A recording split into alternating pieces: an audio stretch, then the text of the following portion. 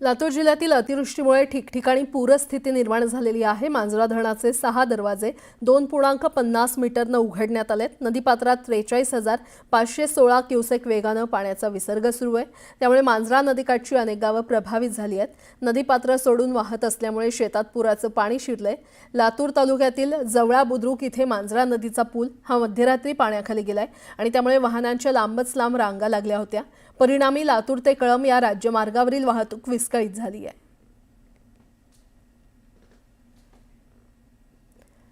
तिकडे अहिल्यानगर जिल्ह्यातील पाथर्डी तालुक्यात रात्रीपासून सुरू असलेल्या जोरदार पावसामुळे जनजीवन विस्कळीत झालेलं आहे। नदी नाल्यांना मोठा पूर आला असून अनेक ठिकाणी घरात आणि शेत शिवारात पाणी साचलेलं आहे। तर नद्यांच्या पुरामुळे अनेक ठिकाणी रस्ते वाहून गेलेत। प्रशासनाकडून स्थानिक पातळीवर शाळा बंद करण्याचे आदेश देण्यात आलेत। वाहून गेलेल्या रस्त्यांच्या पुलावर प्रशासनाने काम सुरू करण्याची मागणी केली जाते।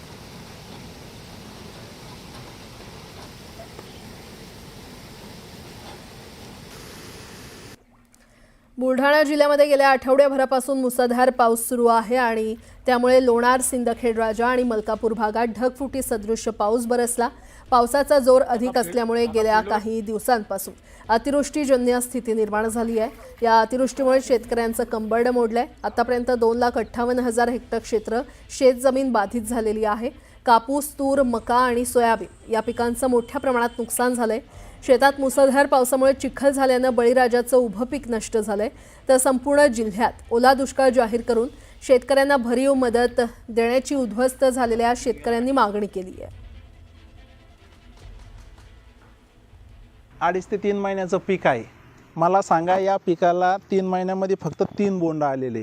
सांगा कसं फेडायचं हे कर्ज आणि याचा झालेला खर्च शेतीचा।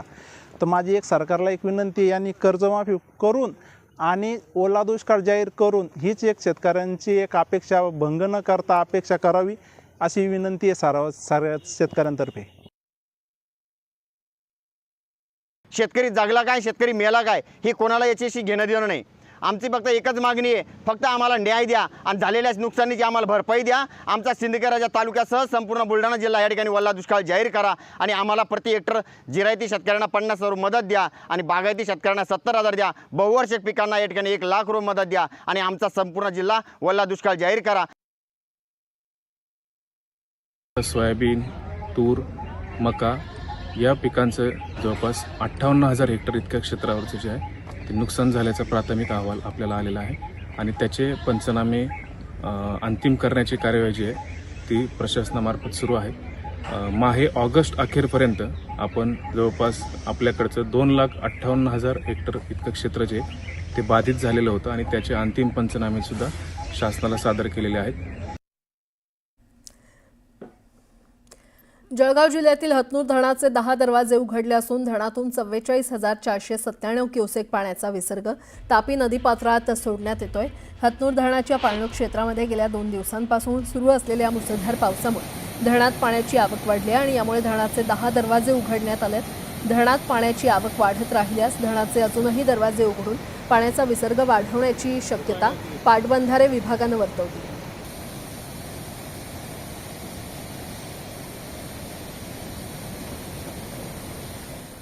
जळगाव जिल्ह्यातील वाघूर धरणाचे 8 दरवाजे उघडण्यात आले असून धरणातून 8,068 क्युसेक पाण्याचा विसर्ग वाघूर नदीपात्रात सोडण्यात येतोय।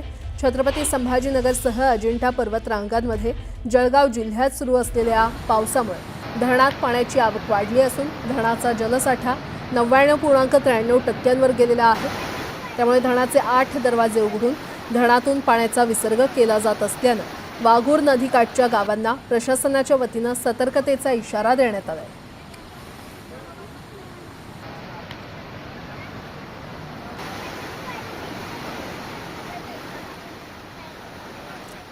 सोलापूर जिल्ह्यामध्ये मध्यरात्री झालेल्या तुफान पावसामुळे सीना नदीला पूर आलाय। मोहोळ, दक्षिण सोलापूर आणि उत्तर सोलापुरातील तालुक्यांना महापुराचा मोठा धोका निर्माण झालेला आहे।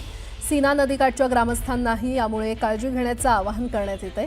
दरम्यान गेल्या 2 दिवसांपासून सीना नदीपात्रात पाणी साचल्याने शेती पाण्याखाली गेली आहे। तर वैराग जवळील इर्ले गावातील मोहोळा माढा तालुक्याला जोडणारा बंधारा पाण्याखाली गेलाय। त्यामुळे स्थानिकांचा संपर्क तुटलेला आहे। पूरस्थिती पाहता नागरिकांनी काळजी घेण्याचं आवाहन करण्यात येते।